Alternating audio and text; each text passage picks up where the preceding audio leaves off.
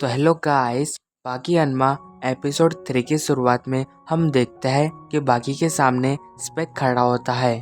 तो वही स्पेक उस मोटे लड़के से कहता है, ओए बच्चे, तुम्हें इतनी खतरनाक चीजों से नहीं खेलना चाहिए, इसे मुझे दो, मैं तुम्हें दिखाता हूँ कि इसे कैसे यूज करते हैं। स्पेक की ये बात सुन के वो मोटा लड़का उसे अपनी बंदूक दे देता है। हम देखते कि स्पेक उस बंदूक को अपने गाल के ऊपर रख के चला देता है, जिससे कि उसका पूरा मुंह फट जाता है। तो ये देख के बाकी बहुत ही ज्यादा हैरान होता है।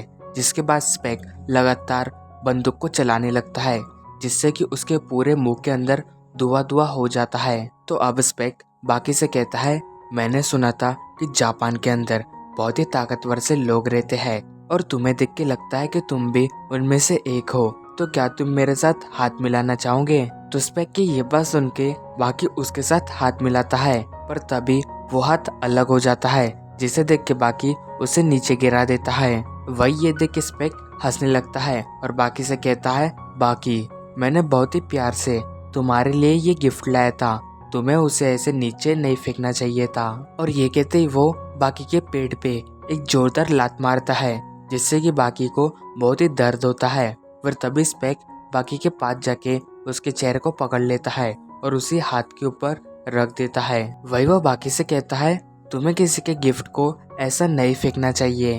और ये कहते स्पेक बाकी के चेहरे पे लगातार लात मारने लगता है, जिससे कि बाकी की हालत बहुत ही बुरी होने लगती है।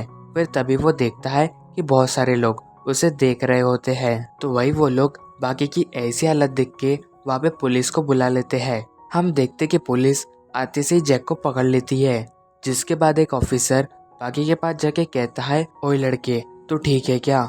जिस पे बाकी जवाब देता है, हाँ मैं ठीक हूँ। पर तभी उसे स्पेक की आवाज आती है। हम देखते कि स्पेक अपनी हथकड़ी को तोड़ देता है और बाकी के पास आके कहता है, ओए लड़के, मेरी बात ध्यान से सुन, मैं यहाँ पे हार का स्वाद चखने आया हूँ, तो मैं चाहता हूँ कि हम अगली बार फिर से मिले। और ये कहते ही वो बाकी से हाथ मिलाने लगता है। तो ये देख के बाकी उसके साथ हाथ मिला लेता है, मगर तभी स्पेक उसके चेहरे पे एक जोरदार किक मारता है, जिससे कि बाकी वहीं पे गिर जाता है।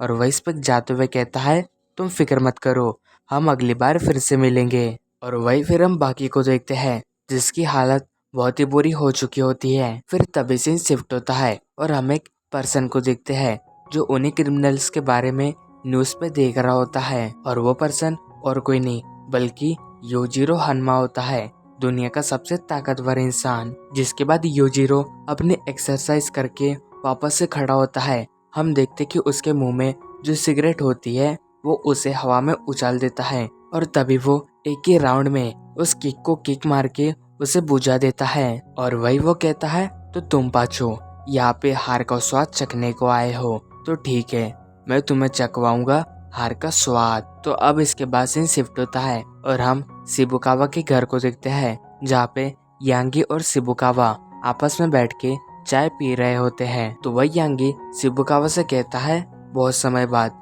मुझे तुमसे मिलके अच्छा लगा, और मैंने सुना है कि तुमने कुंफू छोड़ दिया है क्योंकि तुम्हें अभी अच्छे से दिखाई नहीं देता, तो मुझे माफ कर दो, ये सब मेरी वजह से हुआ है।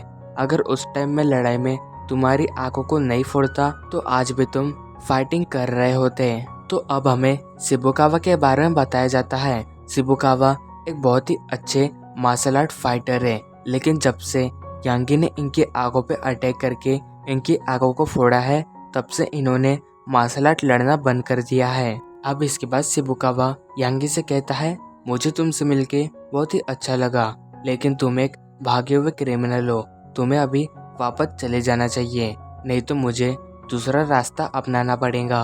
तो ये सुन के यांगी कहता है, तो तुम मेरे साथ लड़ना चाहते हो। और ये कहते ही वो गरम गरम केतली शिबुकावा के ऊपर फेंक देता है। वही ये देख के शिबुकावा उसे पकड़ने की कोशिश करता है, पर वो पूरा पानी उसके आंख पे गिर जाता है, जिससे कि वहाँ पे बहुत ही धुआं धुआं उड़ने लगता है। तो इसी का फायदा उठाते हुए यांगी शिबुकावा के ऊपर अटैक कर देता है, और इसी के साथ हमारा ये एपिसोड एंड होता है।